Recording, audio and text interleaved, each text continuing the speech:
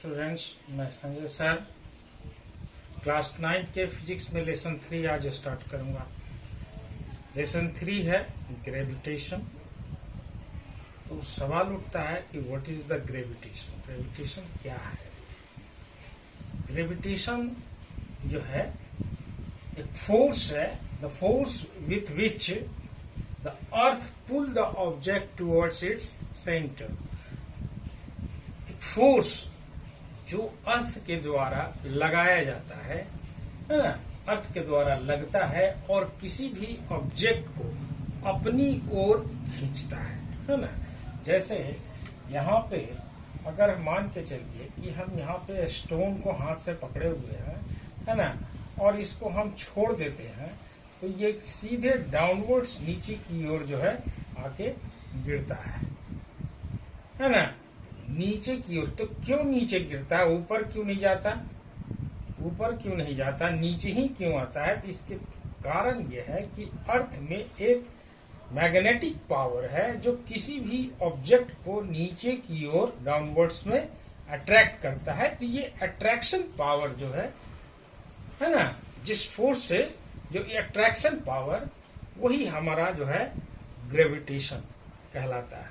यानी कि the force with which the earth pull the object towards its center। अपने केंद्र की ओर, जब पृथ्वी जो है अपने केंद्र की ओर किसी भी ऑब्जेक्ट को जब खींचता है ना, तो इस फोर्स को हम ग्रेविटेशनल फोर्स कहते हैं। इस फोर्स को हम क्या कहेंगे? ग्रेविटेशनल फोर्स या फोर्स ऑफ ग्रेविटी कहेंगे। ठीक है। अब हम प्रीवियस चैप्टर जो है हम लोग स्टडी किए थे फोर्स के विषय।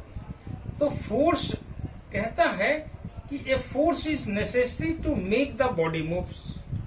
फोर्स जो है किसी भी बॉडी को ये जरूरी है कि अगर वो मूव करना है तो उसमें फोर्स लगाना है। बिना फोर्स के कोई भी बॉडी मूव नहीं कर सकता, है ना। तो इसका मतलब ये हो गया, it means the force is necessary to produce in motion in a body. Clear है?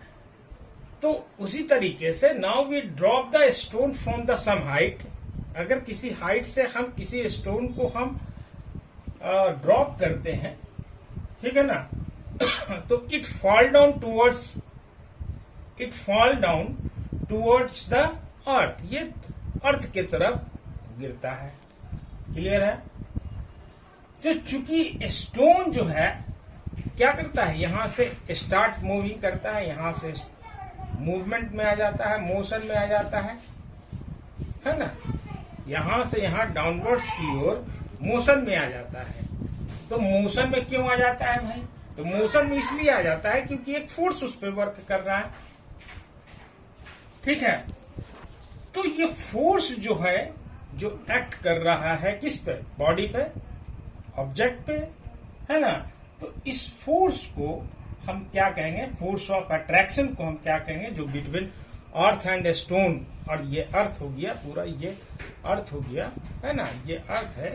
तो पूरा अर्थ और स्टोन के बीच में जो फोर्स काम कर रहा है ना, इस फोर्स को हम क्या कहेंगे? ग्रेविटेशनल फोर्स कहेंगे। क्या कहेंगे? Gravitational force. ठीक है ना। तो क्लियर हो गया, कहीं भी कोई दिक्कत नहीं है कि कोई भी फोर्स, जब फोर्स किसी ऑब्जेक्ट पे लगाता है तो वो मूवमेंट में आता है, मोशन में आ जाता है। तो जब मोशन में आता है तो वो, अगर किसी हाइट से हम किसी स्टोन को नीचे की ओर छोड़ते हैं या उसको कोई भी फोर्स नहीं हम लगाते हैं, केवल छोड़ देते हैं, तो वो स्टोन क्या होता है? ये स्टोन जो है सीधे डाउनवर्ड्स नीचे की ओर फॉल डाउन होता है ना। तो क्यों होता है? क्योंकि इस पे एक फोर्स काम कर रहा है और ये फोर्स को हम ग्रेविटेशनल फोर्स कहते हैं या फोर्स ऑफ ग्रेविटी कहते हैं। ठीक है ना।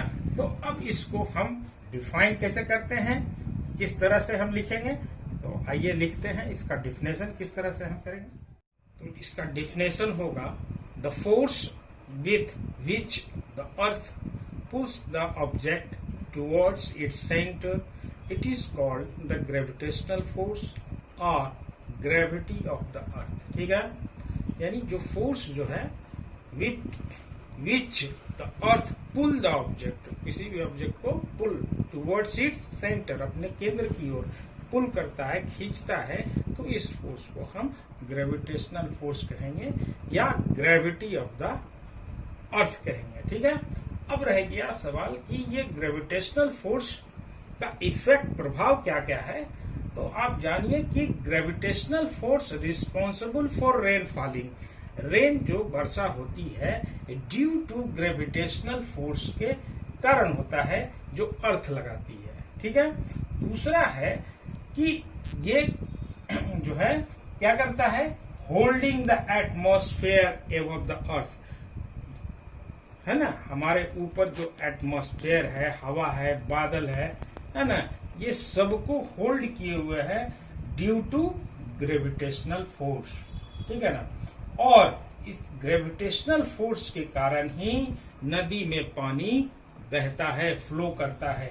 इसके अलावा हम जो है ग्रेविटेशनल फोर्स का हम जीता जाता उदाहरण देख सकते हैं, क्योंकि ग्रेविटेशनल फोर्स के कारण ही हम जमीन पर, ग्राउंड पर खड़ा रह सकते हैं, है ना।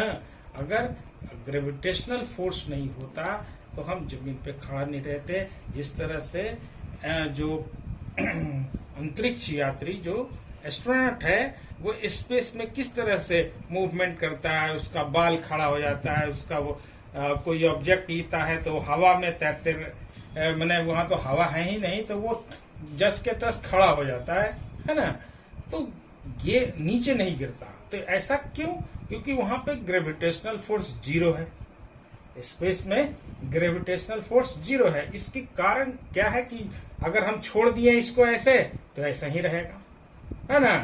अगर जब तक इस पर कोई फोर्स नहीं होगा या किसी प्रकार का इस पे अट्रैक्शन नहीं होगा, तब तक ये मूवमेंट नहीं करेगा। जैसे आप देख लीजिए कि अर्थ है, मून है, उस पे कोई बांस लगा हुआ है कि खड़ा है नहीं, क्योंकि वहां पे कोई फोर्स ही नहीं है ना।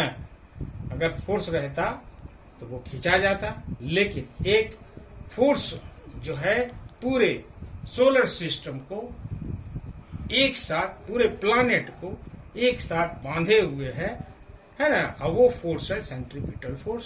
तो उसके लिए हम आगे बताएंगे कि सेंट्रीपिटल फोर्स क्या होता है। ठीक है ना। तो इफेक्ट ऑफ फोर्स जो है ग्रेविटेशनल फोर्स, वो हम लिख देते हैं ताकि आपको याद रहेगा, अन्यथा आप भूल जाइएगा कि ग्रेविटेशनल फोर्स के कारण क्या क्या प्रभाव होती है, क्या क्या इफेक्ट होता है। तो वो इफेक्ट आप भूल जाइएगा, इसलिए हम आपको पॉइंट वाइज जो है लिख देते हैं ताकि आपको आसानी हो। तो इफेक्ट ऑफ ग्रेविटेशनल फोर्स, तो इफेक्ट ऑफ ग्रेविटेशनल फोर्स पहला है number 1, gravitational force responsible for holding the atmosphere above the earth. पृथ्वी के ऊपर जो एटमॉस्फेयर को होल्ड किए हुए है वो ड्यू टू ग्रेविटेशनल फोर्स के कारण हो रहा है। दूसरा है gravitational force responsible for the rain falling.